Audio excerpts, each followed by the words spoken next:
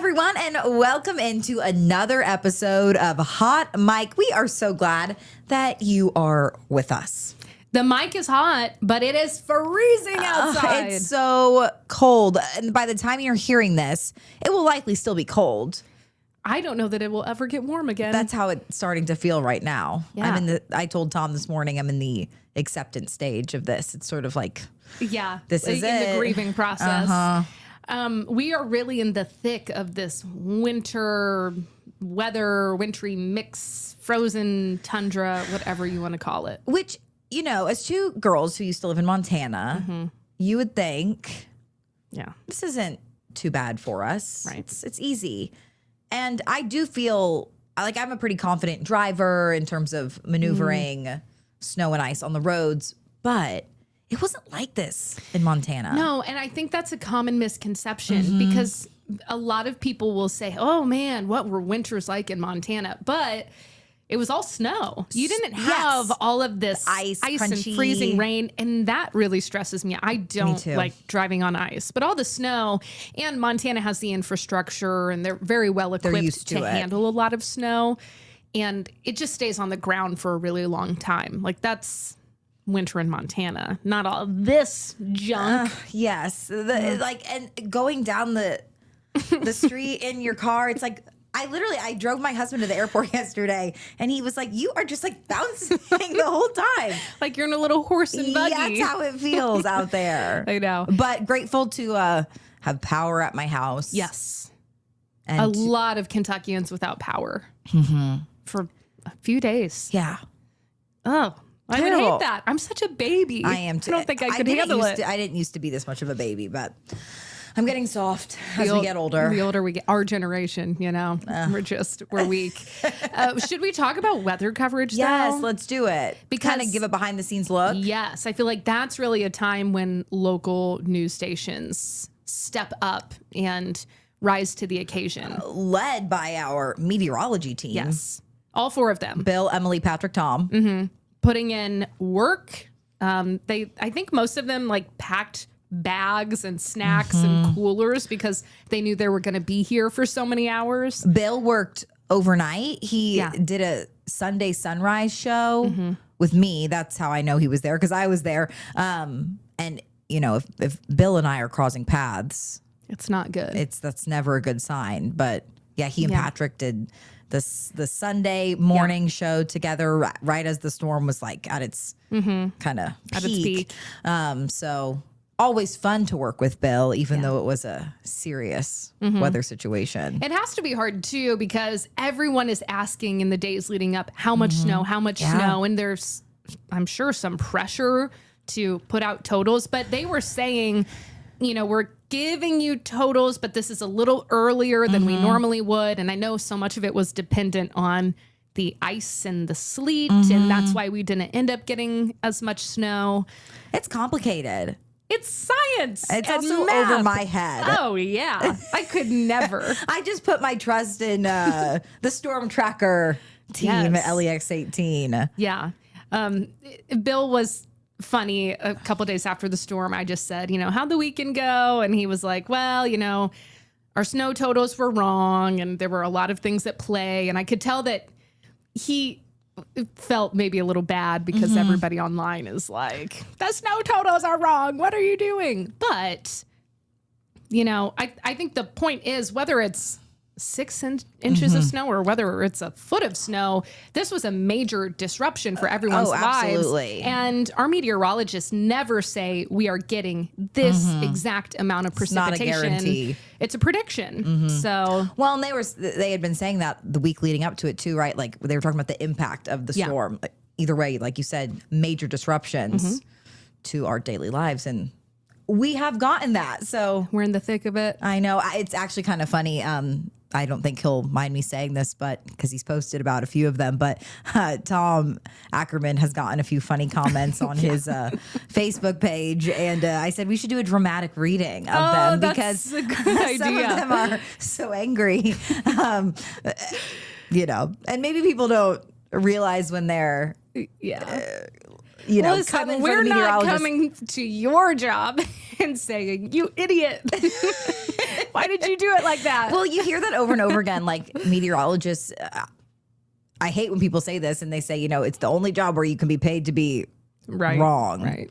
And that's just not the case. So It's just not the case. It's kind of rude. There, I said it. Hot take. Stay in your lane. And I don't even think that is a hot take, really. But yeah. and that's the internet for you too. That's hey, just another day on the internet. And we get our fair share of crazy messages too. My screen time was way too high last week. I know.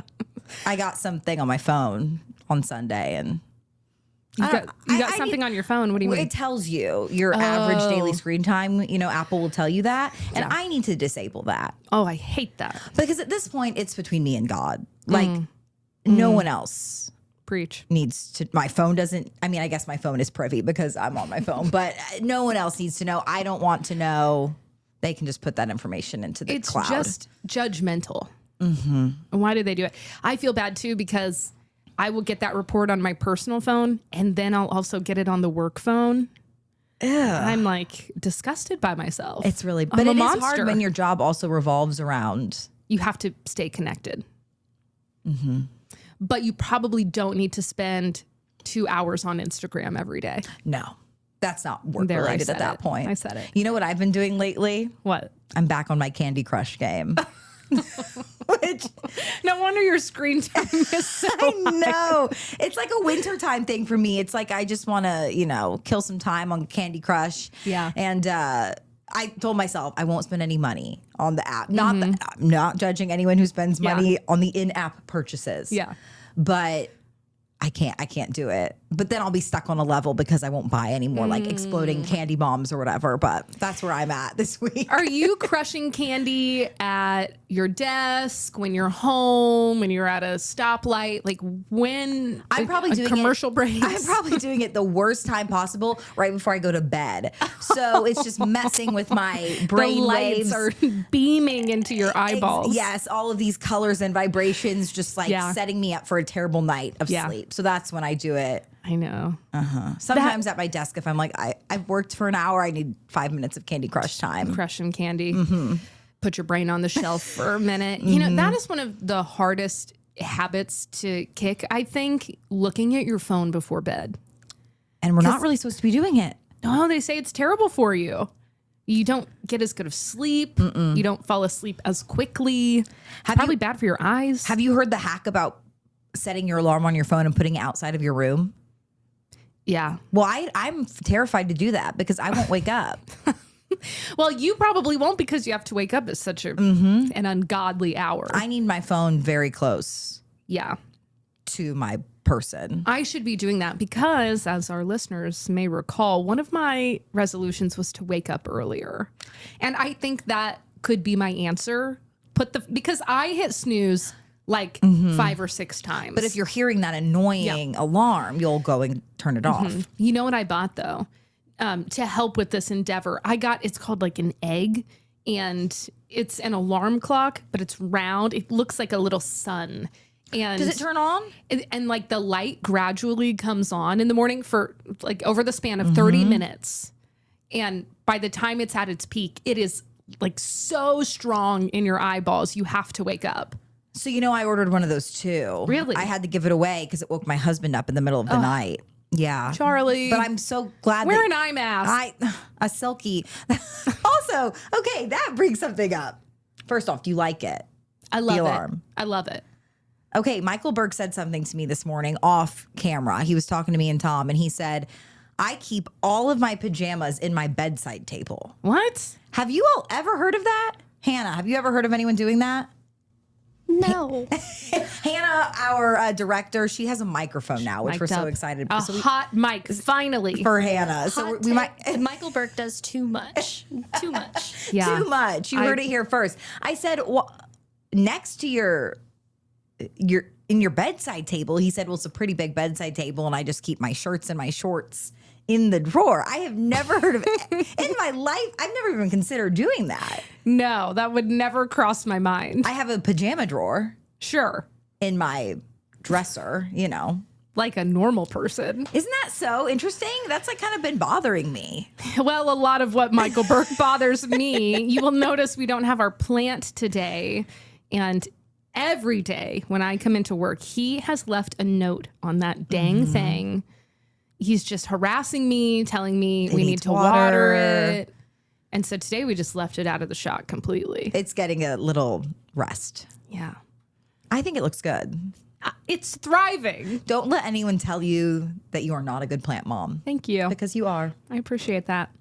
Speaking of putting jammies in the bedside table, do you have any weird habits that other people would want to know about? Sure. That is a good question. Okay, weird habits. I'm trying to think of like... That's just normal to you, that feels natural to you, but other people. Do you have an example? Okay, well, I do have one from childhood that does not apply to me anymore, but this was probably considered weird. So I have 3 younger sisters, ranging, the youngest one is 6 years younger than me. So we were different sizes, obviously, throughout childhood, but we all shared one underwear drawer. And you just pick underwear out of a drawer. And Evie, that's weird. That's weirder than Burke's thing. Oh no! I shouldn't be judging Michael How Burke's old were you? Oh, this probably went on through. I probably stopped when I was in high school. I probably got my own underwear drawer. So like sometimes we just all kind of shared, like, which maybe that is like so weird, but and we also all shared socks. So like socks and underwear, we would all just pull from like the same 2 drawers. Wow. That's what comes to mind. I feel like you judging Burke is kind of like the pot calling the kettle black. Is that? Yeah, it's probably a little hypocritical. But to be fair, I haven't done that in a long time. Thank goodness. You and Charlie don't share underwear and socks, We do do not share underwear or socks or anything of that sort. So I don't know. That's like... That was my confession. I was vulnerable with you all. So that was vulnerable, and I'm sorry I judged. Do you have a similar? Well, you couldn't even share underwear with your brothers because that would be that'd be really weird. That would be weird. Like weird habits. I drink a full glass of milk every morning when I wake up and every night before bed. 2 glasses of milk a day, at least. Are your bones so strong? I've never broken a bone. Yeah, that's good. Sturdy, right? They do feel strong. Though, I mean, I'm not a dairy lover per se. I don't like a plain glass of milk. Yeah. But I'm not anti dairy Thank you. either. So that's not that weird. No, I don't think so. This is a judgment-free zone. I know, I'm sure I do other things. I probably need somebody else to point it out for me. Hannah, do you have any weird habits? I can think of my dad drinking milk with ice in it. Some people do that. That's apparently like a very Kentuckian thing. Jake in the director area does it too. Why water it down? Or it's just to keep it cold? Yeah, it's to keep it cold. Like you're wanting to drink it like you're eating a dessert, and you want to take your time, and like you want to have it. I can't judge though. Savoring a glass of milk. We listen and we do not judge. No. I need to remember that. Trend right now. I did sense some judgment about my family's underwear drawer, though. Yeah, I'm sorry. That Evie. That's wild. I had a roommate in college who I caught one time wearing my underwear. I know. She's like a really, really good friend of mine. Did she not realize it was your underwear, or she had taken it on purpose? She just had that personality, like what's mine is yours. What's mine is yours. Like she was a little hippy dippy, and always just scatterbrained and running late and stuff. Were you living in the sorority house, or was this before you were living? This was junior year. We had already lived in the sorority house for 1 year, and we would be living there the following year. But we were in a house on campus there were 8 of us. And she is from San Francisco. So I think she was just a little loosey-goosey. Yeah. And kind of sounds like she and I would get along. Yeah, I think so. Well, we always borrowed clothes and everything. But one day it's like she's changing. And I, out of the corner of my eye, I'm like, wait a minute. Hey, I know those underwear. I didn't say anything, though. We've never talked about it. Does she listen to the podcast? We're going to find out. She might be called out. Yeah. That is so funny. Yeah. That's the other thing too. So my sisters and I sometimes talk about this. Like growing up, there wasn't much that we did not share, right? Like we were expected to share toys. Obviously you have your own belongings, but we got pretty good at sharing because with 4 girls, you have to. And then it was interesting to go off to college and like live in a sorority, for example. And some people didn't have to do that growing up for whatever reason. Yeah. Like maybe they were an only child or, and this is maybe a hot take, you can tell who didn't have to share. And I'm not saying you always have to share, like you're entitled to your own personal belongings and you don't have to share with everyone, but you can tell who's never shared before. Well, there were some girls that were just like, yeah, come look through my closet, take anything. And then other girls that just didn't offer at all. My senior year, we had fights over like people's ketchup bottles in the, you know? Yeah. So. Leggings in the laundry room was the big one that I remember. Whose leggings are these? You were always seeing a passive aggressive note in the Facebook group saying somebody stole my Lululemon leggings, and I'm like, okay, there are 60 girls in this house. Everyone probably has a pair of black leggings. It probably wasn't intentional. Simmer down. Yeah. The sorority house. Did you like that, living in the house? I loved my friends. I loved my sorority experience. I will say that. I had a really good time. Delta Gamma, Butler, shout out. Delta Glam. Yes. Throw what you know. If you've ever seen that, that's There Delta Gamma. I loved my friends and I loved our house on campus was gorgeous. It was very nice. I was the president one year, so I did get my own room and bathroom, which was so nice. That's kind of why I did it, honestly. But the one thing I did not like about sorority living, and not all sororities do this, but we had what was called a cold dorm. Did you all have this? Yeah. So sleep dorms. You called it sleep dorm? Okay, so the cold dorm, and I don't know how many sorority houses at Butler had this, but you all had your own individual room in the main part of the house that with roommates. So, you know, 3 or 4 up to 6 or 7 girls to a room. And that's where you'd keep your clothing. You can hang out in there, yada, yada. But bedtime, you slept in the cold dorm, which was just a room full of bunk beds. And like a little orphanage. I think of Madeline. It felt a lot like Madeline or like Annie or like the movie. And I mean, at the time that I was in my sorority, we had more than 90 girls living in the house. Wow. And so I think we were over capacity.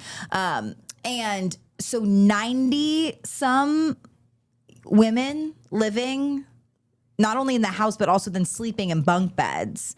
And so every woman slept in the cold dorm?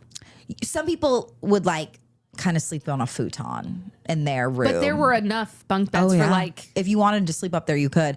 And the wake up system was, to me, the weirdest part, because we would all take shifts like a few times a semester. People would put a tag on... There was like a board outside the entrance to the dorm, which was in the attic essentially of the house. And you would put your tag on the time that you wanted to be woken up, because you couldn't have an alarm clock because it would wake up everyone else. Wow. Going back to alarm clocks, it all comes full circle. And one person all morning long would like follow along the times and walk around to every woman's individual bed and like wake them up. Like, you're kidding. Good morning. And you would do another, that was like a courtesy. Then you'd go back if they weren't up yet. Wow. Would they do like what your mom would do? Like rub your back a little bit? Good morning. Everyone had a different method, I would say. Yeah. Was anyone like aggressive with it? Well, you know, get your butt out of bed. Shaking the covers. Get to class. To be fair, I never really slept in the cold dorm because I didn't like it. So that was, as president, I had my bed in my room. So I was never the one being woken up, but I did a few times have to wake people up. Now that's really interesting. I've never heard that. We had a different sleeping arrangement. You guys are learning way more about sorority sleeping arrangements. If you didn't know, well, we wanted to know. We had the POW, so we had the prisoners of war. The girls with the lowest GPAs were in a room like what you're describing. And you didn't want to be in there because, like what you were saying, it's a lot of bunk beds. Everybody's sleeping in there together. But if you had a higher GPA, you had your day room, which was like your clothes and your desk, hanging out. And then you had your sleep room. So you would be paired with a couple other girls. The sleep rooms were just 2 built-in bunk beds. Okay. Yeah. And same concept, like always dark, always cold, but there were only 4 girls in there at a time. Interesting. Yeah. So you wanted that situation because that was better You wanted that situation. We had, and it might have even been, we had a lot of different like room setups in that house. Maybe that was only sophomore year we did that. I don't know. It's all kind of blending together, but sorority life. It's life. Very different. Man, I loved it. Good the times. time of my life.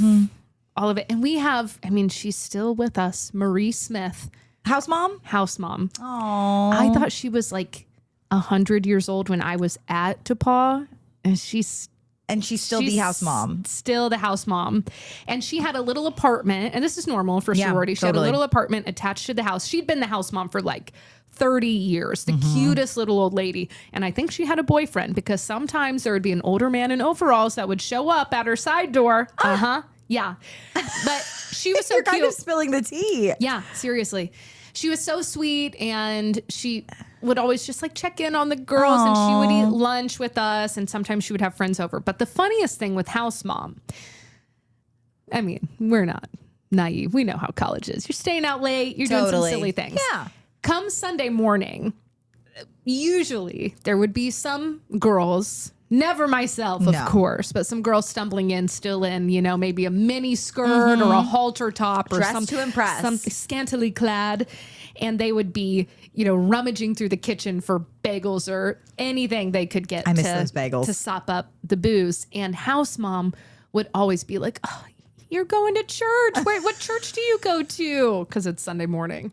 No, house mom. Sweetie. I know. Really seeing the best of us. Oh, what was her name again? Marie Smith. We're Facebook friends. We had my house mom for the majority of my time was Brenda, and she was lovely. I see her on Facebook sometimes, occasionally, but she's no longer the Delta Gamma house mom at Butler. One of my most interesting experiences, which I know you've heard about, when This is my favorite I don't Evie even want story. to tell this story because people can go find the video on YouTube. Wait, we should drop the link a in little bit of the video into this episode. This is kind of buckle up, everyone. Yes. When I was at Butler, I don't remember the year, probably 2013, 2014, there was an app called Yik Yak. I don't know if others... Hannah, do you remember Yik Yak? Yeah. I don't recommend downloading it, looking at it. It's silly. And people would it was almost like Twitter, but for your college campus, and it was anonymous. So people could just make any comments they wanted on there. You can imagine. Yeah, it's college and people are not very nice sometimes. So there had been some mean comments written on Yik Yak about Delta Gamma at Butler. The nerve. Yeah, I know. And at the time, like, we're used to mean comments now, so I'm like, who cares? Yeah, but at the time, I think people were, and some of them were not nice. People shouldn't have been writing that stuff. But Ellen DeGeneres was at the time was known for being anti-bullying, and at the time that was kind of her thing, right? And I haven't kept up with Ellen. I don't really know what she's up to right now. My close personal friend Ellen. We'll get to that. Some member of my sorority wrote to the Ellen show and said, we know you don't stand for bullying. You stand against it. We kind of feel that we have been bullied. So Ellen got the message. And during recruitment that year, Butler did recruitment for sororities and fraternities over like after Christmas break. So we would come back early after winter break to prepare for recruitment. And one night we're doing our thing. These are long days. For anyone who's been in a sorority, they know all the work that goes into it. And all of a sudden, we have to do a Zoom call before there was Zoom, some video conference call. And we were on the show with Ellen DeGeneres. We're like Zooming with her. Like she surprises us and who set this up? I honestly, maybe, I don't remember. It's like such a blur. I don't even remember every detail, but they got all of the women like in a big group in our dining room. Like you can go, if you go to the video, you can see like we're kind of staggered, like going up, up, up. And I'm in the video, not looking too happy, honestly. And so all of a sudden, like we realize we're Zooming with Ellen. And she's like, oh my gosh, like go to your front door. Like, so we're like, oh my gosh, we're on the Ellen show. And also there's someone at our front door. And Jenny or Jeannie, the woman who would go around the country for her, she's at our front door. And she says, you've won the 12 days of Christmas. She would do those prize giveaways. Yeah. So everyone is literally screaming. And in the video, you can see when people realize that like we've won, I get crushed to the floor because people... it's like a stampede. It was utter chaos. And it was... going back to winter weather, that year there had been a very bad winter storm in Indianapolis. So there was still a ton of snow on the ground. Girls ran out of the house barefoot. It was mayhem. It was mayhem. And of course, I, being the president at the time, I was like, girls, we have work to do. So we got to wrap it up. We got to wrap this up. I love that you're on Ellen, but we got more work to do. But there's more. There's more. And people are probably like, please stop with the Ellen story. But no, this is my favorite. A few weeks later, basically the girls who had the best facial expressions, the most excitement in that Zoom with Ellen, they got to go all expenses paid trip to Los Angeles to compete doing like, honestly, drinking games on the Ellen show, which now I'm like, oh, I'm sure every person in Greek life was like, no, please, no, this is bad. But yeah, they all went to a few, probably 8 women from my sorority got to go to film. Hey, and all because you were bullied. And you know what I got from the 12 days of Christmas? What?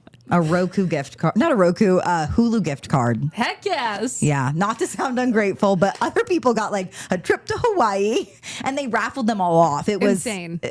Yeah. I just think the optics of, and maybe it's because I was in sorority life, but you have a house of 90 beautiful college women who are going to this very prestigious college in Indianapolis, and a couple mean posts land them on the Ellen show. It's the video, guys. It was also a different time. It was a different time. You have to watch the YouTube video, though. I mean, it is like. It's cringy. It's cringe. I can say that. It is. And, I love all of my sorority sisters. They are lovely, lovely people. But that video is but I always end up showing it to people because it's really entertaining. I've heard the story so many times and it blows me away every time. I guess really funny. I had found television fame before ever working in local news. Was that your breakthrough moment when you realized? My big break. That actually might have been I don't know. I might have been reconsidering going into television at that point. If you find the video and you can spot me, like I don't look happy. Like I think I look really shocked, and then what are we doing here? Wow. Yeah. Where is Ellen now? I don't know. Does anyone? I haven't really kept up with her. Me neither. She was like, she used to be big time. My sorority loved Ellen so much that we like did a skit performance like involving someone portraying Ellen. Yeah. Like we were major. Really? We were big. And maybe that played into her wanting to maybe have us on the show. Anyways, that's the Delta Glams. Wow. On Ellen DeGeneres. So our listeners just learned a lot about sorority life. Yes. I really enjoyed my time in my sorority, and great friends, great friends for life. The best. But I don't want to go back to the cold dorm. Nope. RIP to the cold dorm. I think we're past that. Yeah. Wow. What a major throwback. That was a major. I feel like that just unlocked all of these silly little memories in my head. I know. Of doing just stupid stuff. Stupid stuff. Before you saw Megan on the evening news, she was just I know. I do think that my friends get a kick out of the fact that I work for the news, just because your college friends, usually, they've seen you at your... It's a different time. At your lowest, maybe at your silliest. Yeah. I was a little chubby in college. I ate a lot of pizza. Yum. And a lot of liquid carbs too. And my friends are just always like, wow, you're doing the news. Well, I have to say, you showed us a TBT photo this week that popped up on your Facebook memories of being a swimmer in high school. And you were so buff. I don't think I realized it at the time, but yeah, my shoulders were kind of bulky. I guess. And not in a cute way. No, you looked amazing. I was like, dang. Thank you. Thank you. Michael Phelps over here. Yeah, you know me. Just it was funny. Jen Smith, our news director, was walking by as we were looking at the photo, and she was like, "Oh my gosh, were you like a great swimmer? You must have been so good." And I'm like, "Well, no, I was not." But what was your race? I swam the 500, which is the long 20 laps. Good cardio. And breaststroke, and then I was on a couple of relays. Okay. I was always like the slowest girl in the fastest lane. I have to think about that. Slowest girl in the fastest lane. So your team was good? Yeah, we were pretty good, but like they would divide. So the pool has 6 lanes, you know, and in our pool, the lane closest to the coach, those were the fastest girls. And then you get slower because as you're doing sets, you know, you don't want to be slowing down the people behind you. So I was with the fastest girls, but I was the slowest one. That's mentally challenging.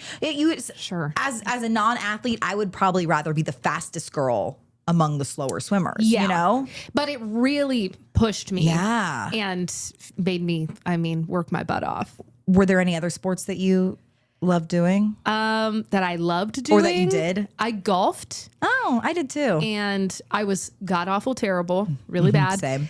And I ran track for a couple years, long distance. Again, not great. I'm not much of an athlete.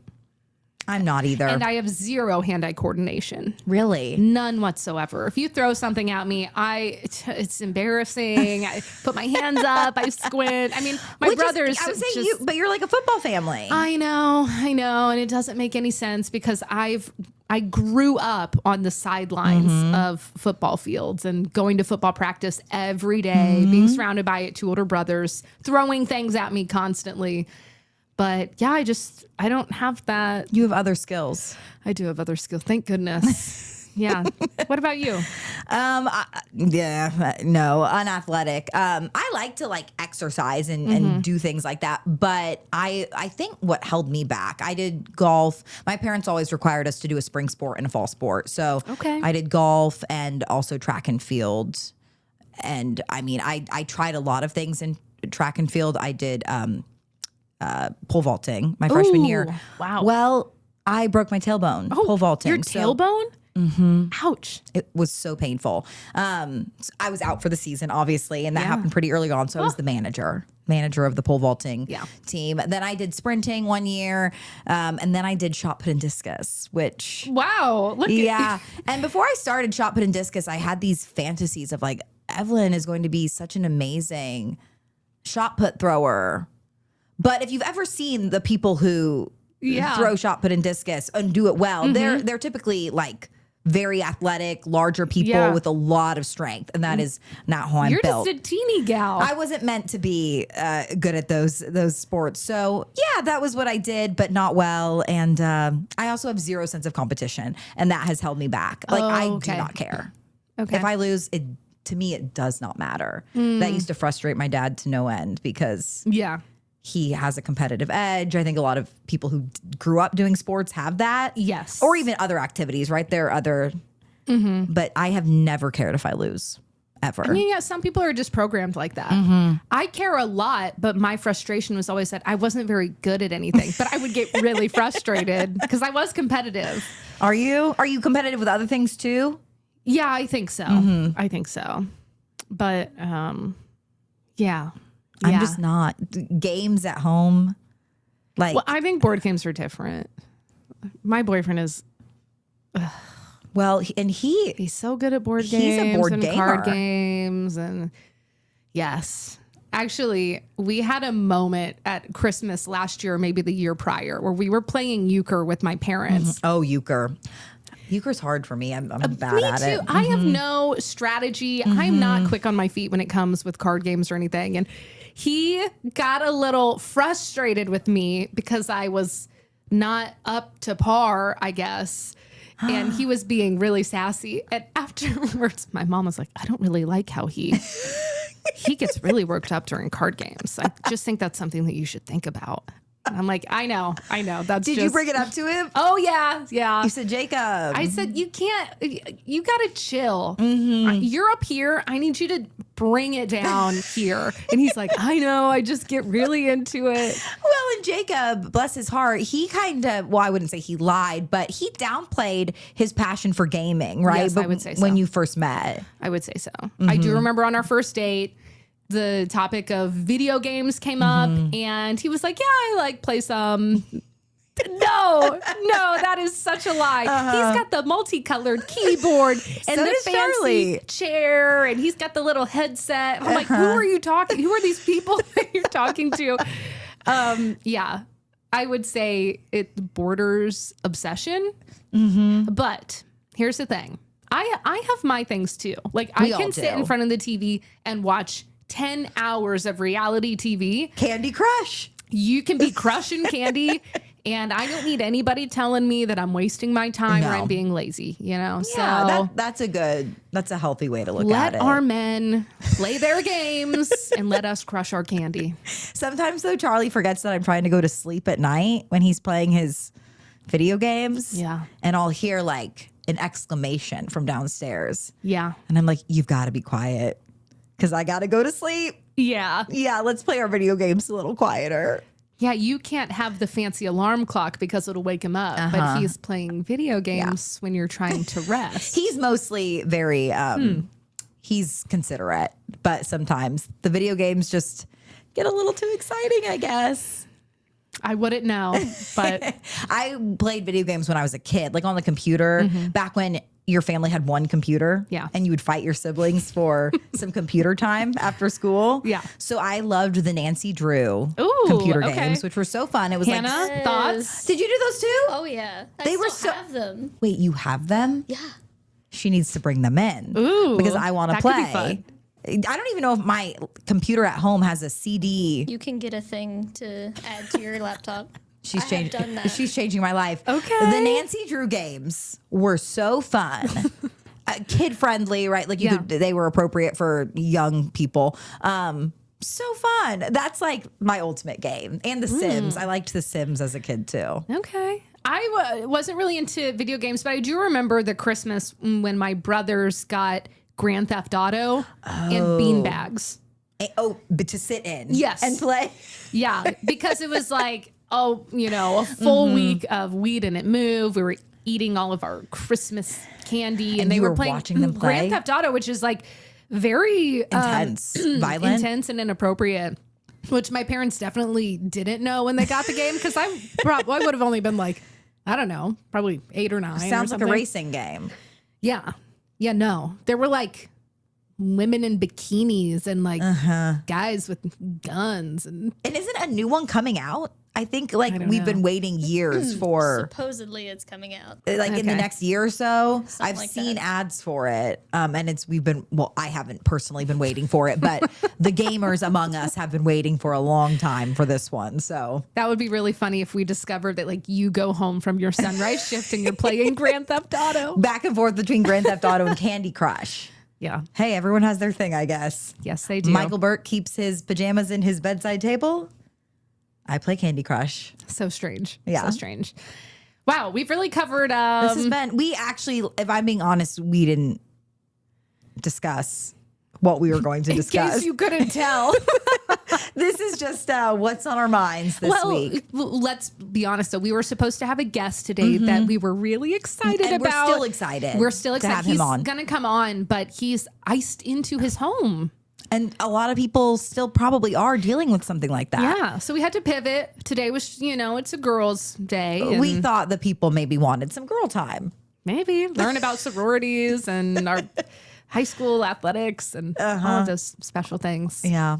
It's been a we do not have the hardest job out there when No. winter weather hits. There are people who are working to get the electricity back on and the Yes. plow drivers, shout out Yeah. to because they work really long shifts and Yeah.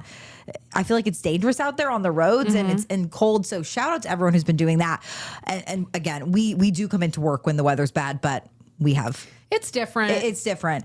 But the cold weather has just made me sleepy. I'm like a bear that wants to hibernate. Yes. I felt a little guilty because I did not get called in over the weekend. Well, you had Jacob was in plans. town, but I was one of the very few people. Almost everybody else came in, and the station even got hotel rooms for people that couldn't make it back to their homes. So Hannah finally got to go home after a few days. Yeah, I just got home last night. That Wow. was my first time home since Saturday. That'll make you appreciate for real, going to your your own house. bed. And remind us, where is home, Hannah? Jeffersonville, Kentucky. All the way past Mount Sterling. It's an hour drive. Beautiful this So time it is of good year. that you stayed at a hotel because Yeah. the roads have been treacherous. Yeah. I did nothing this weekend. That's when not totally nothing. I made a shepherd's pie and cake balls, or like cake pops, What the heck? Oreo cake pops. And then Jacob and I watched an entire season of this new John Hamm show on Apple TV. Was it good? It was so good. What's it I called? love John Hamm. He's totally, a fox. He's like your type. Oh, I'm going to throw that out there. I think he's your type. I think he's everybody's type. He is so good looking. It's called Your Friends and Neighbors. Oh, It's on okay. Apple TV. I Yeah. haven't heard of it. It was good. It was like a crime show. Oh, yeah, drama. okay. It was kind of funny. Yeah, and he's He's John Hamm. John Hamm. Are you ready for the Super Bowl? Well, yeah, I am working the Super Bowl Oh, are you? Okay. I am. So you'll be watching it at... here at the station. I don't know why John Hamm made me think of the Super Bowl. I don't know either. Well, actually, I think because this is why I thought of it. John Hamm is a fan of Bad Bunny, I think. And Bad really? Bunny is the halftime performer. Yeah. Let's talk about Bad Bunny for a second. I'm actually a Bad Bunny fan. Same.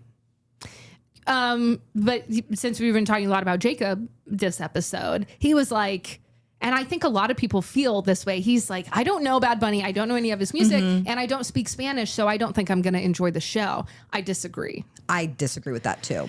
Yeah, you're not going to be singing along like some of the artists they get for the Super Bowl, but I think it'll be really different than what we've seen. Yes. He's really creative, super high energy. Amazing performer. I think the show is going to be like so visually compelling. Yes. Yeah, you're not going to be, singing You along. don't know all the words. Yeah. He's very charismatic and just fun to watch. Yeah. And I also think maybe this is going to sound kind of corny, but I think that music transcends Yes. language, culture, Yeah, backgrounds. Like totally. I like music from all around the world too. So maybe I think people just should give him a shot. Give him Bad shot, Bunny a chance. and maybe you'll love it. Yeah. Or maybe you won't, and that's fine too. And you listen for 10 minutes, and then the game's back on. So What would the Super Bowl be without some controversy over the halftime so true. show? You Ever know, since I was a kid. There were many years where I could not watch the halftime show because we would host the youth group, the church youth group, for the Super Bowl, and ever since the that does sound kind infamous of fun, actually. nip slip, The Janet Jackson, Yeah, they wouldn't- Justin Timberlake performance. they didn't want that to happen again, so we couldn't watch the halftime show. I vividly remember when that happened. You do? Yes, because we were at a Super Bowl party for my parents' friends. And I was obviously a child, but I remember the adults like gasping. And that's kind of all I remember. And at the time, I think I was probably 9 years old. I didn't understand fully Yeah. what had gone down. But there's always something with the halftime performance. Nowadays, if that happened nowadays, though, with all the crazy stuff that we see in media, I don't think I would be fazed. No, I can probably 100% say people would not. They might talk about it on TikTok for a day and then things have really changed even Yes, they from have. 20 years ago. So I am looking forward to Bad Bunny. I think it'll be a fun show Yeah. and a lot of his songs are really catchy. Yes. So maybe our listeners, once we wrap up this episode, why don't you just search a little Bad Bunny, give it a shot. You know, one thing I really like about music in another language, when I'm listening to any music in English, like my brain is automatically like humming along or singing along subconsciously. And it's hard for me to focus on something else. Like I can't have music playing while I'm writing my scripts and stuff for so work. true. Yep. If it's in a different language though, it works for me. That's very interesting. It's almost scientific. It's something in the brain. We're almost scientists. We need to explore this concept more. It is like listening to because you're not focused on the lyrics. You're just kind of feeling the You're vibe just of the feeling, song. feeling it. Yeah. In Spanish class, I also think that you can learn language through music. Like in Spanish class in high school, we would listen to Totally. Spanish language music from all around the world as part of the lesson. Yeah. So So helpful. My mom is a Spanish teacher and also a pianist. does she like Bad Bunny? I don't think she knows who Bad Bunny is, but we'll talk about it before the Super Bowl. But I mean, she uses music in her classes. Totally. You know, put on YouTube videos, or I think at one point she might have had like a little keyboard in her classroom. Aw. And yeah, it's a great way to learn language. That's so fun. Remember things. I love that. Well, this has been Delightful At least for us. having no game plan at all. I know, Evie, I feel like sometimes we don't get to catch up because you're leaving as I'm getting to work. this is our this is our hour of is the our week catch-up time. to dedicate I know. to a little girl time. And hopefully you all enjoy listening to us. Hopefully chit-chat. you're not just putting us on in the background because you can. It helps you concentrate on other things. But hey, if you want to just put us on and tune us out, at least we're racking up those plays. Like and subscribe. Yes, please like and subscribe wherever you find Hot Mic. Yes. And be sure to tag along next week because we will have a guest. Yes, yeah, we are going to have more guests soon. So Yeah. But this Yeah. was fun. We have donuts to eat, so we got to wrap it up. shout out to Megan who brought in donuts for the newsroom because that's just the kind of gal she is. Well, I just wanted a donut for myself, and I felt less guilty getting them for the newsroom. So it really came from a place of selfishness, if I'm being so honest. But we all appreciate it, so Well, it's okay. totally. Hey, and we appreciate our listeners. We do. Thank you so much for tagging along Yes. for another week of Hot Mic. Stay safe out there. Stay warm. Yes. Oh my goodness. And just hunker down and enjoy not having to do a lot right now. Yeah. I think this is kind of like Mother Nature's way of saying, hey, everybody slow down for a couple days. Yep. Yeah. Turn on Hot Mic. Yeah. Yes. I like in that new John Hamm show. Okay. There we go. There we go. Thank you so much for watching Hot Mic and listening. We will see you next week on a new episode. Bye, everybody.